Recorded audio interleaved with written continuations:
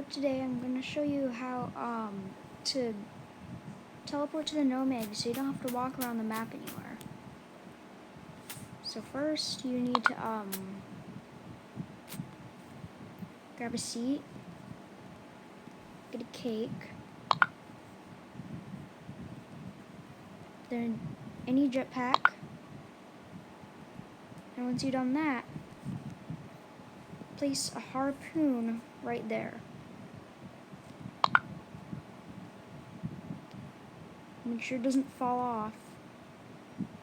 Once you've done that, you can also turn collision off of the cake to make it not jump around. Then you harpoon the gnome egg, and once it teleports, you're there. And okay, I'm flopping around, but you're there.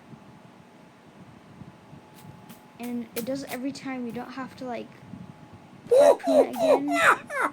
You just teleport to it. Really it. Okay, maybe well, you can just do that.